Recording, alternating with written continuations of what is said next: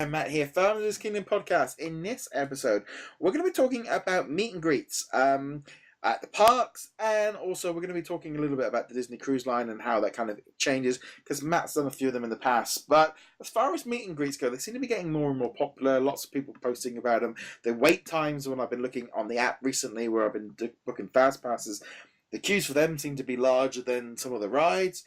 And I'm going to be honest, don't think I've really I can't really remember ever going and doing a meet and greet. I did get a photograph of Stitch on the last trip, because he literally was walking right past me, and I managed to kind of say hello and grab a photograph with him, because there was no line or any queue. Or again, I remember getting a high five off of Spider-Man as he was going to his meet and greet in Universal Studios. But every time I go into the parks, I'm not that. I'd maybe wait a couple of minutes, but I wouldn't wait hours to go do a meet and greet. I don't know about you.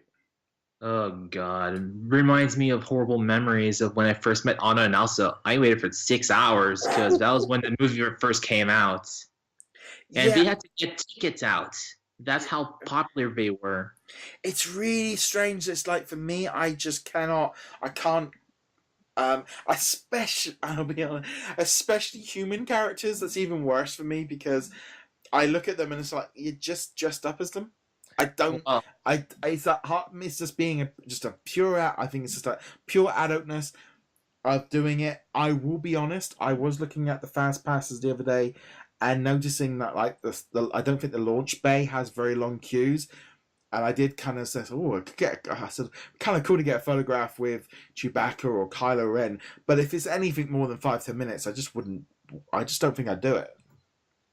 when I went, it was 10 minutes for Kylo Ren and Chewbacca, so I just quickly did both. Yeah, I think I'm probably going to end up. I probably might just do that. But it's very popular. They're extremely difficult sometimes to get in. And like I said, Anna and Elsa, the queue's kind of sliding now, but meeting the princesses is still and meeting Mickey and meeting the main characters is still very, very, very long. There is one thing about Mickey I wanted to bring up, Yeah. and it's the fact that they're removing the talking Mickey from Main Street over budget issues, and I think that's wrong.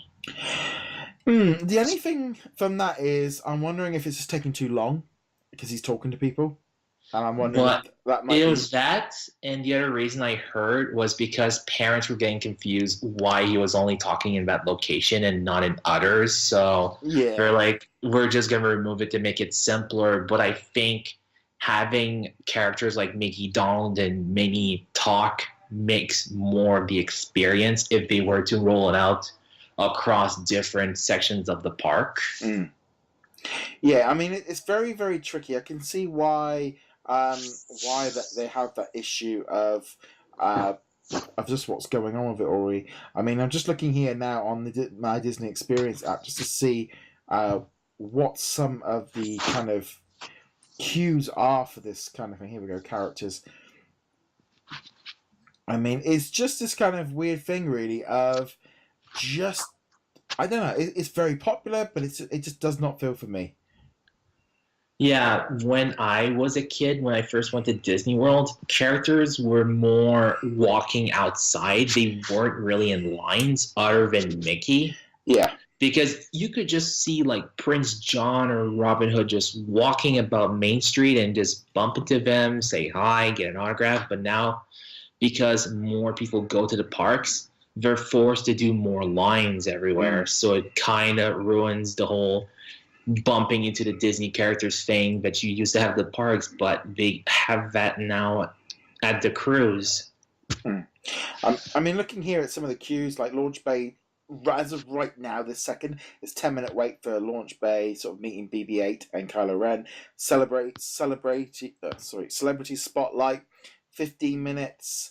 And as I'm sliding up, meeting Cinderella's 25-minute, Mickey Mouse 25 minutes, meeting Disney Powers at Epcot 30 minutes. But that's quite good. I like the fact of Epcot where you can see it through the glass, whereas everyone gets to meet a few different characters at the same time.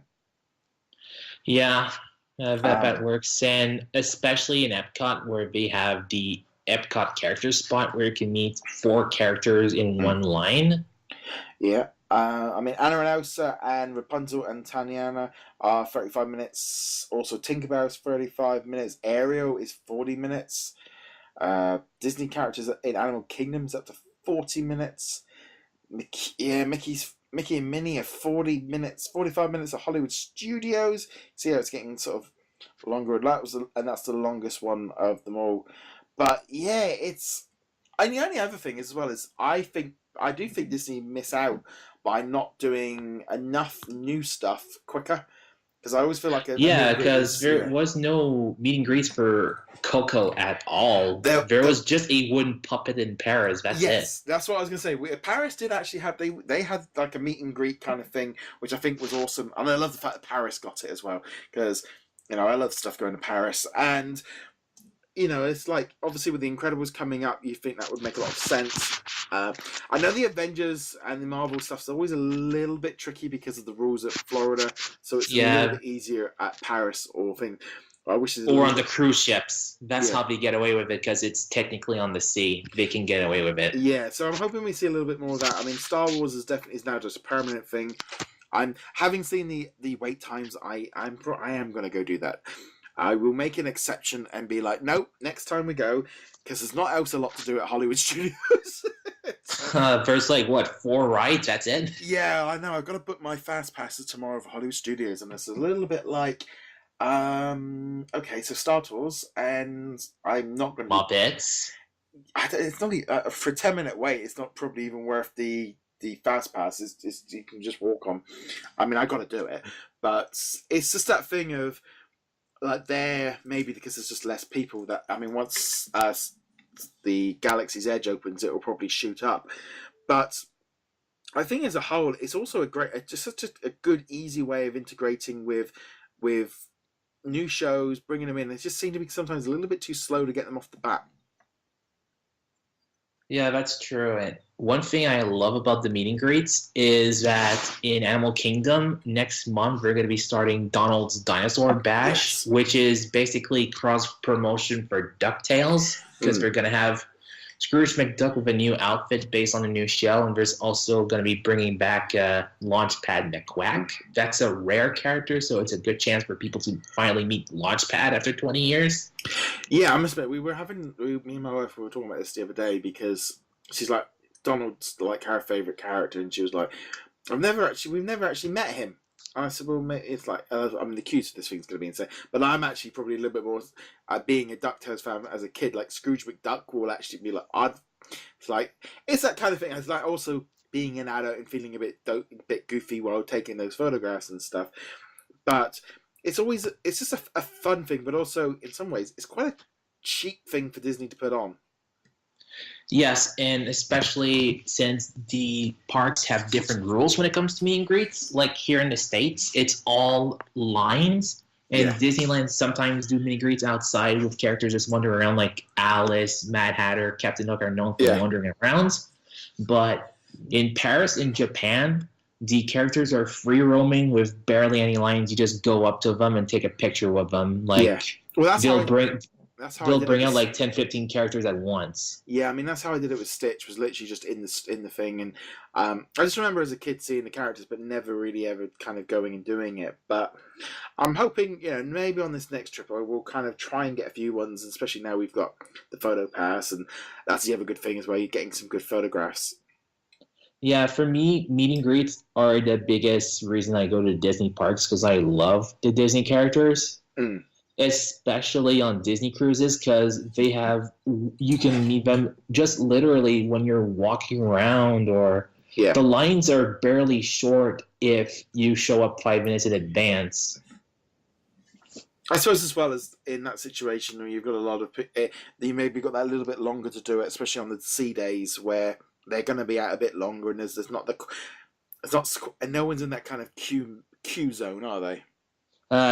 For the really popular characters, like the Marvel characters, like they're going to have Iron Man, Black Panther, and Spider-Man, and Frozen, which is Olaf, Anna, and Elsa, and there's the Princess line, which is 4 princesses. It varies per ship, so it's usually Aurora, Belle, Snow White, and usually it's like Rapunzel or Ariel, you're going to need a ticket booked before your cruise to get in those lanes because those fill up quick. Yeah, I mean, that's kind of I think that's the only thing of, for me personally, if I like seeing them on like shows and on parades, if I see a parade with all the characters all dressed up and they're walking around, and I mean, we've had it, we get high fives off Chip and Dale, or we got a kiss from Louis, or things, and they are interacting with you. Where Grumpy pointed to me because I have a Grumpy T-shirt on. That kind of interaction that you're getting, but it's all on a big show and a big stage. I love that part of it, but it's always been this thing of like meet and greet. Always felt a little bit, in some ways, like that was just for the small kids. Yeah, for me, I try to do meet and greets special for them too. Like I would bring like Disney Infinity figures, or I'd be drawing a sketch of them while I was in line, and I'd show them. And it really makes for great videos on YouTube when you see this unique, one-of-a-kind meet and greet with a princess, and she comments on your shirt, or she comments on the action figure and the drawings, and she shows them around everyone. I've been getting a lot of good reception for doing these kind of videos on my YouTube channel. Yeah, I think it's just that thing of just like, I think it's a change in attitude towards it. Maybe if you're a bit younger or something like that, it's become the norm. True. And I think that's, again, it's just that kind of difference in it. But no, I'm looking forward to it. I mean, like you said, we've got that fan days that's coming over to Disneyland Paris in June. It's a special event, lots of things. It's a little bit pricey, but for me, I instantly took one look at that and go, well, it's all just meet and greets. I wouldn't be what I would be to pay extra for, because I'm not that kind of, I've not caught that bug of needing to have my photo, going off and getting photographs of celebrities and things at conventions. I don't quite get that. Yeah, especially since fan days are going to have unique characters just for them. Like Disney Paris has been known to having exclusive characters like March Hare, and there's the Burrito from the Free Caballeros, and we have the entire Big Hero 6 team there. Yeah, as meet and greets. I think as well, especially when it was part of, it was again a little bit like with the Japanese company, it was a separate company, and therefore they might have done things a little bit different, but also different characters relate differently in different regions of those movies could be more popular in France and things like that. In Europe, it's Donald Duck that's popular, not Mickey Mouse. Like you take a look at the comic books in Europe, it's all Donald Duck focused. Well, he's just a better character. Again, it's just that thing of how he's presented, and also it's that thing I don't know, like necessarily like with Europe. Maybe because Donald Duck doesn't actually talk English when he's in the cartoons. Everyone in Europe can relate to him because he's not speaking anything, whereas Mickey Mouse is talking English, so therefore instantly, unless it's obviously dubbed in French or whatever. But Donald's a lot more internationally friendly. Well, in the comic books, he talked normally. Yeah. And in Europe, they got the actual actor Clarence Nash to do the alphabetic phonetic language. So they would sample different sounds that he'd make and make it into different languages. Yeah. Through that way. But I feel that Donald Duck is popular over there because in Europe, superheroes are not really favored there. It's mostly all comedies, or it's all like animal comics like, say, Smurfs or Asterix, Tintin.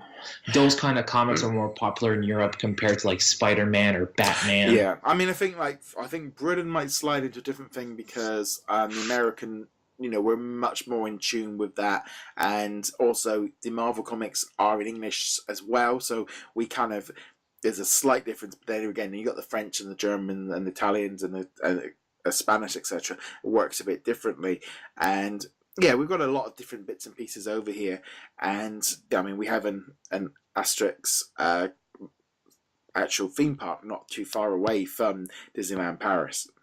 Yeah, those kind of comics never really made it big here in the US, but in Canada, since we talk French, it's gotten a bigger crowd. Yeah, see, than in US. I used to have all the books at school, and I read all of those. So again, I grew up reading Asterix and Obelix. Is it Obelix? I think it's always that thing of you when you're a kid reading a book, you kind of make up your own pronunciation, and no one actually. Yeah, it's Obelix. Yeah. So yeah, I grew up reading those books myself and picking them up from the library and reading all the. So yeah, that again for me, that's like part of my growing up reading comic books was Beano, Dandy, Asterix. Those were the kind of the three cool ones.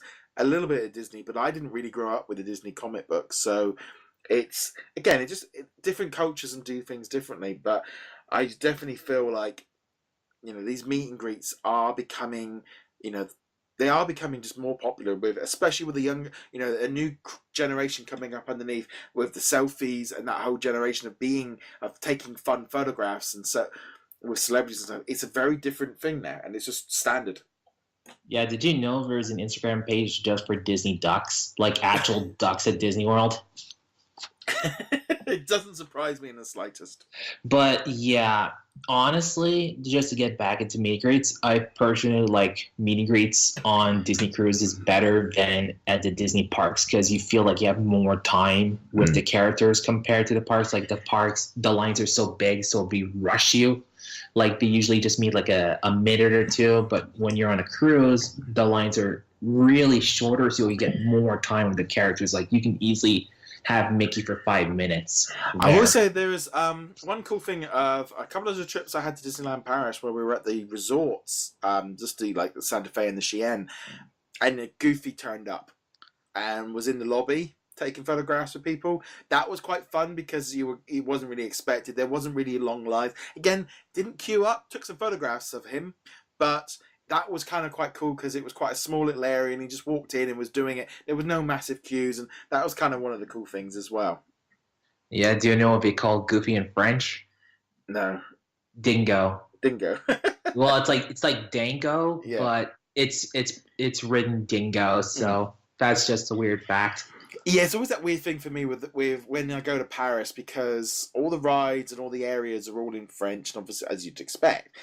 But in my head, because I was a kid that went to Walt Disney World more, I still revert to Disney World, but them rather than their the French names. But obviously, it's very dual language there anyway. But yeah, especially in the shows because they have certain characters talk French and certain characters talking English. Yeah, it's that kind of thing. If there is a story going on, you don't really know what it is because everything's just jumping around. But it all kind of adds to it, and it's the same thing. I think, like I was saying, especially in Europe, to have a meet and greet with Mickey talking, that's a lot harder because you got the different languages. Because we have to record all the dialogues with the French voice actor or with the Spanish voice actor. It's really crazy. I get why we don't do it in international parks. But also even at Walt Disney World and Disneyland, you're getting a lot of international tourists. So if you get someone coming up speaking a different language, what do they do? Do they flip the switch and then confuse the rest of the people in the back because the other kids are going, well, why is Mickey now suddenly speaking French or Spanish? Yeah, that's kind of a downfall of the whole talking character program. Yes, so I can't help but wonder if that's probably one of the major reasons for it. But we'd love to know what you guys think of meet and greets. Do you like doing them? Do you not? What do you guys think? We'd love to know your thoughts. Comment below. Get in touch with us in the usual ways. You can check us out over at DisKingdom.com. Subscribe, like, follow, etc., etc. And Matt, where can they find you? They can find me on My Philip Law on YouTube, where I do travel vlogs based on my trips to Disney parks or Disney cruises, or they can find me on Lego Matt, where I'm currently doing a playthrough of Kingdom Hearts. And on that, guys, thank you very much for joining us. We'll be back soon. Laters. See ya.